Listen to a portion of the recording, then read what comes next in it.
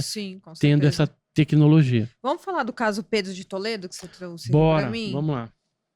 Então, Pedro de Toledo, só que essas fotos acho que é bom não mostrar.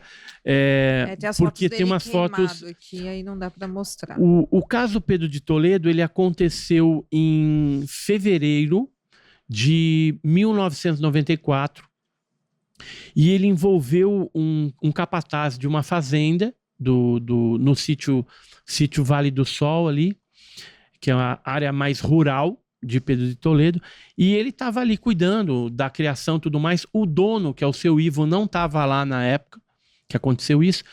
E eu vou te falar primeiro um antecedente do caso. Tá. Dia 16 de fevereiro de 1994.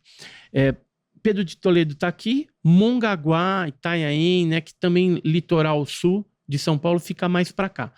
E aí, terceira companhia da Polícia Militar, o delegado, que era o comandante Alaor José Gasparotto, ele é chamado por telefone pelos funcionários dele ali, outros militares, que estavam recebendo ligações que no bairro de Agenor de Campos estava aparecendo um OVNI, um objeto desse luminoso. Um monte de gente ligou, saiu nos jornais na época, e o que ele fez? Tá aparecendo mesmo? Vou mandar a viatura 301, viatura 302 e a 303. A 303, eu tenho até 3 viaturas para ver o OVNI? 3 viaturas. Mas era só uma pessoa que estava ligando ou eram várias?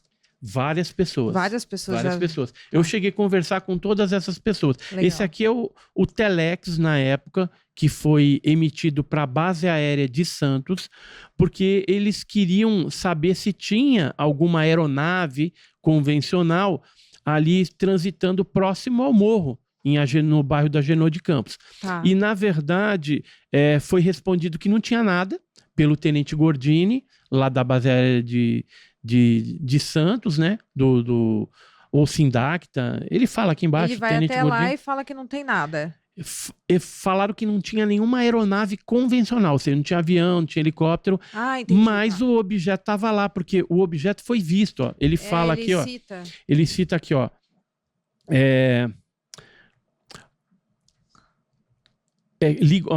A solicitante ligou para esse CAD informando que havia um objeto voador parado no céu há mais de 10 minutos.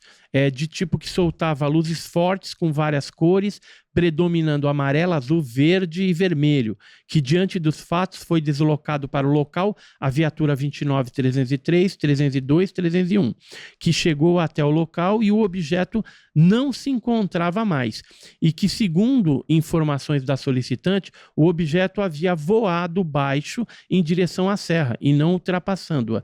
Mas aí a viatura 303 foi averiguar e deparou-se com o objeto que voava em direção a Itanhaém, que posteriormente foi avistado pela viatura 29-302, foi acionado a base aérea de Santos e o 4º Comar, ciente o Tenente Gordini, informou que no radar de Brasília a São Paulo não acusou nenhum objeto voador nessa área. Certo. E que o mesmo deu ciência ao seu comandante para tomar as providências.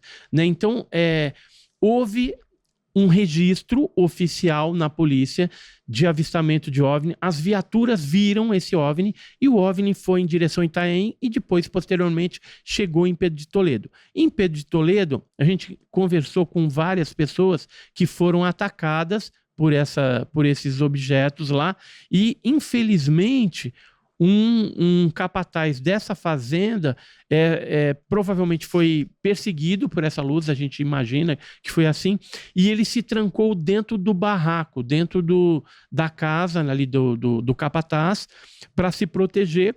Se você olhar aqui, ó, na parte de cima das telhas, ela tem uma coloração diferente, que aqui dentro do barraco ele estava morto, caído, queimado.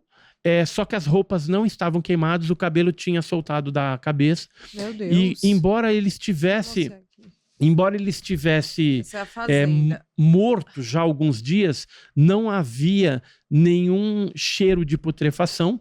E a coisa, acho que tem uma foto aqui do Mas pé. quem que encontrou ele? Demoraram dias pra encontrar o É, cara? quem foi o próprio seu Dono Ivo, da que é o fazenda. dono da fazenda. Ele teve que arrombar, inclusive, a porta, porque ele estava morto dentro de casa. E havia uma cena criminal, assim, tremenda por lá de fora. A criação morta, queimada do mesmo jeito, e um cachorro queimado pela metade, mas ainda estava vivo. Meu Deus. Galinhas também mortas ali, Mas criação. uma investigação criminal tem que acontecer. O cara morreu em casa queimado. Sim, Ele pode ter sido morto por uma pessoa, né? um Uma perito vingança. criminal chamado Dagoberto, ele chegou aí lá, tirou fotos e tal, né? Eu acho que dá para mostrar, talvez, essa foto aqui só do pé, né? Que aí não é tão forte.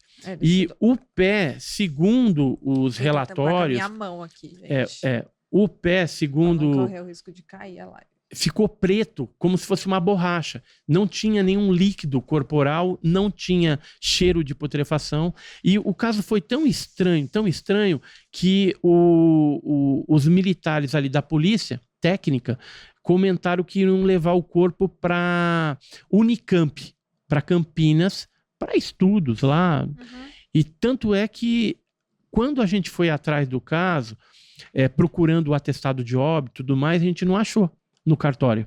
Nossa. E nós pedimos, então, para fazer uma certidão negativa, que é essa daqui, onde eles afirmam que não havia nenhum atestado de óbito do José Marloni de Souza, que era esse cidadão que morreu. E eu achei tão estranho, na pasta do delegado, que era o Biazus, que a gente esteve conversando com ele também, o documento, o RG do cara estava lá. E, na verdade, deveria ter ficado com a família. Então, provavelmente a família não teria nem sido comunicada desse fato estranho, desse arquivo X real que aconteceu em Pedro de Toledo.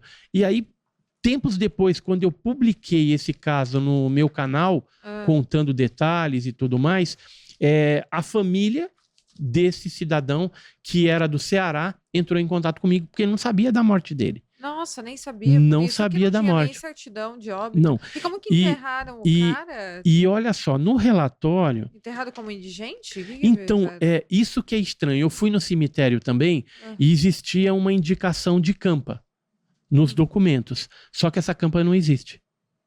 Então ele não foi enterrado lá. Provavelmente ele foi levado para estudos na Unicamp, que era a instituição que mexia com esse negócio de OVNI. Agora, tem algumas perguntas aqui, ó. Por exemplo, morreu... aquelas perguntas, né? Houve morte? Aí sim. Segundo aqui, ó. Qual a causa? Indeterminada. Resposta àqueles quesitos, né? Qual a natureza do agente, instrumento ou meio que a produziu? Aí ele fala aqui, ao primeiro sim, segundo indeterminado, ao terceiro indeterminado. Não souberam, não era fogo, não era água fervente que fez esse tipo de queimadura no José Marloni. E no fim das contas, o quarto aqui, ó. Qual a natureza do agente ou instrumento? Não, quarto. Foi produzida por meio de veneno, fogo, explosivo, asfixia ou tortura, ou por outro meio insidioso ou cruel, prejudicado. Ou seja... Isso aí é o corpo de delito que você está lendo. É o corpo de delito. O laudo. Laudo de exame de corpo de delito, exame necroscópico. Mas isso foi feito quanto tempo depois? Foi feito logo depois, ó, 23 dias de fevereiro. Ele deve ter morrido aos 16 dias, que foi quando apareceu o OVNI. 16 de fevereiro. Nossa, então, alguns bem dias depois. Misterioso esse caso, dá para contar no canal. Então, e aqui tem toda a documentação, a gente conseguiu todo o processo, né? Eles acabaram arquivando isso sem um esclarecimento do que de fato aconteceu, né? Naquela noite. E tem os BOs. Tem mais pessoas, né? Tem um rapaz tem testemunhas, ó. Jovencio Alves Ferreira, o Ivo Nivolene, que era o proprietário. E aqui eles falam dos animais mortos. Quer ver, ó? Não, acho que é no outro aqui. Deve ser esse aqui. Aqui, ó. talvez que no quintal da vítima se encontrava vários animais mortos, como bezerro, cachorro e galinha. Caramba. Só que eles não tiraram foto dos animais porque antigamente a polícia não tinha recurso para poder ficar fotografando e já estava no fim aquele filme, né, fotográfico, aquele rolo.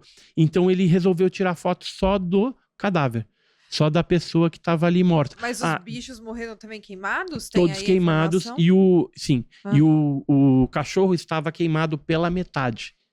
Então assim, a gente tem na cena do crime, tudo isso morto de forma misteriosa, não havia cheiro de putrefação, animais de rapina não chegaram nos animais que estavam mortos ali, ele estava morto dentro de casa, sem nenhum tipo de evidência de tacar o fogo e queimar, não, estava trancado porque estava fugindo de alguma coisa, ficou uma marca no telhado de alguma luz, alguma coisa, alguma energia que veio de cima para baixo ali e pegou o José Marlone.